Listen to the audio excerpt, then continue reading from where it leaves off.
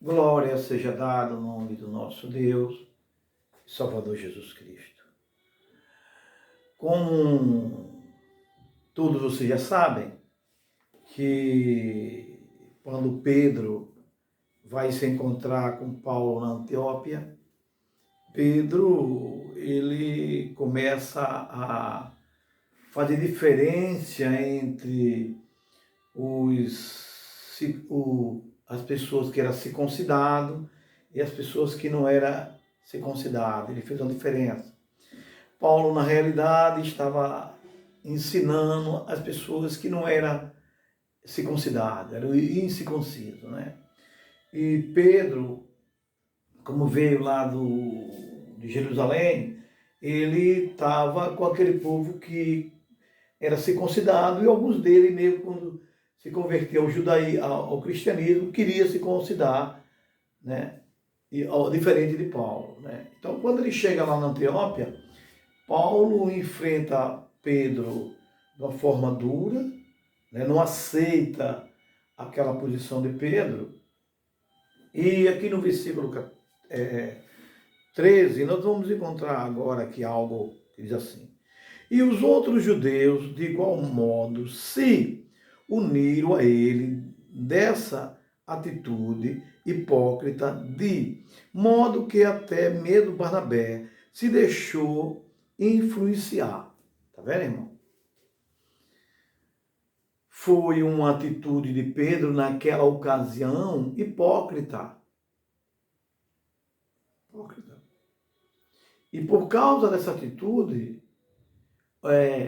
homem de Deus, como Barnabé, se deixou se levar pelaquela atitude naquele momento do apóstolo Pedro, errada no sentido da circuncisão e a incircuncisão, né?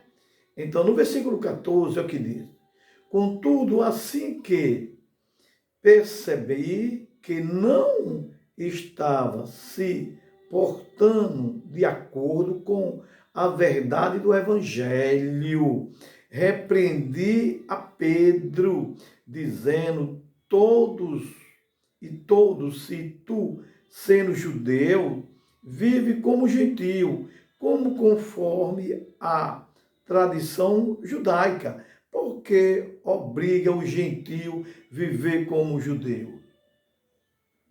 Tá vendo, irmão? Irmão, nós temos lições de homens de Deus. Homem que andou com Deus na pessoa de Jesus Cristo, que é o alicerce da igreja primitiva, e teve esse tipo de problema com Pedro, com Paulo. Logo na primeira viagem, e Paulo é a segunda, não sei de memória agora, quando está tendo esse choque, teologicamente, eles dois estão tendo esses problemas. Porque Paulo foi um homem que compreendeu o evangelho com mais, naquele momento, com mais clareza de que o apóstolo Pedro. O Pedro ficou ali focado naquele pessoal ali de Jerusalém, da Judéia, ficou ali. E Paulo não. Paulo saiu e começou a fazer a obra do Senhor. E através de Paulo, foi milagres e maravilhas acontecendo, né? Então Paulo chegou à conclusão, né, diante das Escrituras e dos fatos apresentados do Espírito Santo a Paulo, que a circuncisão era uma coisa passada, não precisava mais isso.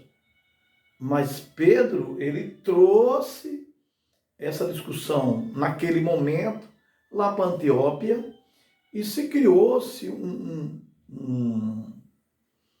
um mal-estar entre os dois servos do Senhor. Mas ambos não ficaram politicamente diferentes. Não. Paulo disse, olha, depois eu vou lá na igreja em Jerusalém para nós discutir essa situação, né? Mas você, Pedro, está se comportando agora como uma palha que o vento leva. Até Barnabé se deixa se levar por essa situação. Você comeu, você bebeu, você brincou, você dançou, você ficou a semana toda aqui junto com os gentios, com o incircunciso, e agora você muda de opinião, agora você muda de formalidade. Essas coisas nós vemos no dia de hoje, irmão. Essas coisas você vê no dia de hoje. Não é por causa de um homem de Deus, ele é contra uma determinada situação, que o outro não é. Por isso nós temos que separar o falso ensino e o verdadeiro ensino. Quando Jesus ensinou o Evangelho, ele ensinou também o reino de Deus. Assim fez Pedro e assim fez Paulo. E assim temos que fazer toda a Igreja de Cristo hoje na terra. Temos que levar a palavra do Senhor segundo o Evangelho de Cristo, né?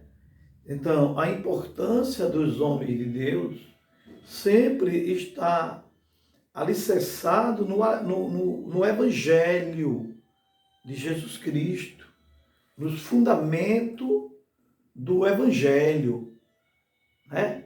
Porque é por o Evangelho hoje que nós fomos salvos. Foi através do Evangelho. O reino de Deus chegou até nós através do Evangelho. Né? O Evangelho é o poder de Deus para todos aqueles que crê. Né? Primeiro do judeu e também dos gregos, e daí do gentil e aí por diante. Né? Isso são coisas maravilhosas na vida do servo de Deus e da serva de Deus. Amém? Que Jesus Cristo o abençoe e te guarde. Que a graça do nosso Senhor Jesus Cristo te cubra com teu sangue. Amém e amém.